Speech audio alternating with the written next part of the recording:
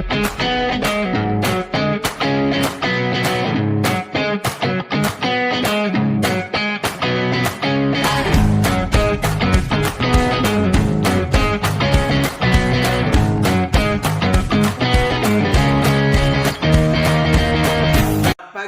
semuanya, kami dari kelompok 1 yang akan menampilkan role play mengenai komunikasi terapeutik, yaitu komunikasi salah dan komunikasi yang benar pada pasien dengan diagnosa TBC, tuberkulosis RO. Skenario pertama menampilkan komunikasi yang salah dan di mana pendamping gagal mengatasi hambatan sosiokultural, psikologis, dan konsep pasien. Yang kedua adalah komunikasi benar untuk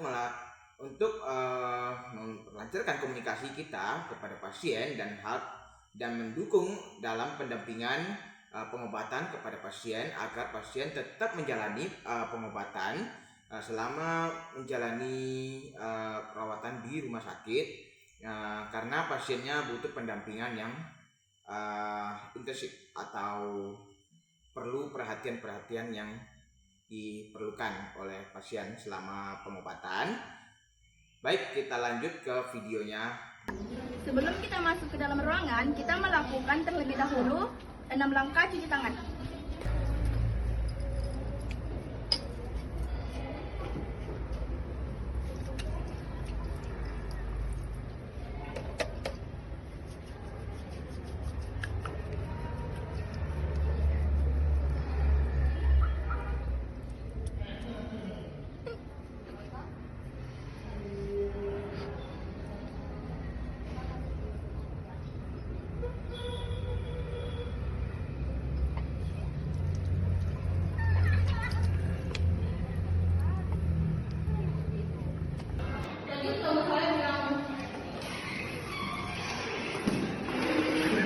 Permisi Bu, saya Nurse Mutmainah. Saya kesini mau melakukan monitoring complication minum obat OAT Ibu. Oh iya, kemarin saya WhatsApp anak Ibu. Kenapa tidak dibalas ya?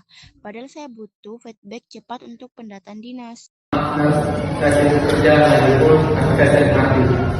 Tidak bisa begitu Kak, ini demi berselim pemeriksaan toraks dan jantung ibumu. Kalau putus obat, bakterinya makin resistensi. Iya, saya harus minum obat medis Nas. Bikin pusing, mual, dan lemas. Lagian tetangga saya bilang kalau itu bisa bikin penyakit. Karena saya kotor, saya malu. Jadi sekarang saya ingin minum jamu herbal alternatif di Madura. Jamu itu tidak ada bukti ilmiahnya, Bu. Jangan keras kepala. Nanti Ibu tambah parah sampai meninggal bagaimana? Ibu harus patuh sama aturan penyampaian dari tenaga kesehatan. Pagi Bapak Ibu, semoga kondisi Ibu bagi ini membaik ya. Apakah ada Ibu merasa mengalami pusing? Iya, begitulah. Jadi dibikin pusing dan lemas karena minum obat kemarin. Makanya saya kepikiran untuk berhenti dan ingin melanjutkan minum jamu herbal saja. Saya sangat paham Ibu. Memang efek samping obat itu banyak sekali di awal, bikin lemas dan pusing karena obatnya sedang bekerja melawan bakteri di tubuh Ibu. Wajar kalau Ibu merasa khawatir. Rinas, ibu saya malu karena tetangga pada bisik-bisik bilang itu penyakit kotor.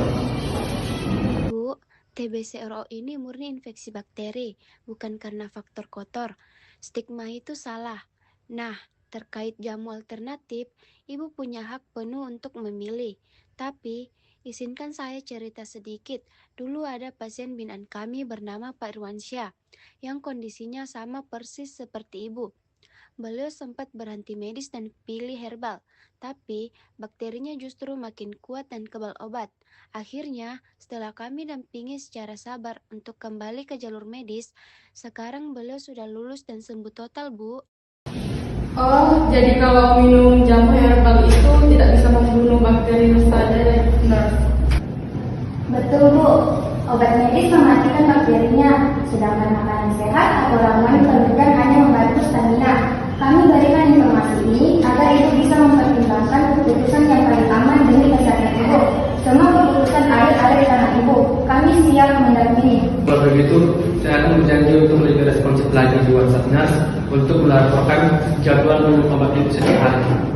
Baiklah, jika ada yang sembuh, saya ingin melanjutkan obat medisnya, Nurse. Wah, luar biasa sekali ya. Di sini kita melihat bahwa komunikasi terapeutik dua arah yang terbuka, penuh empati, serta memberikan hak otonomi, informasi di informat, modal terbukti bahwa meningkatkan kepatuhan pasien hingga 76 sampai 80%. Nah, bagaimana tadi hasil video? Ada dua yang kami peragakan, yaitu komunikasi salah dan komunikasi benar. Nah, dari kesimpulannya, dalam keperawatan dan pendampingan, komunitas mengatasi gangguan noise bukan dengan memaksakan kehendak, melainkan dengan meruntuhkan hambatan sosiokultural dan psikologis. Oke, lewat komunikasi terapeutik yang menghargai hak pasien. Sekian presentasi dari kelompok kami. Terima kasih.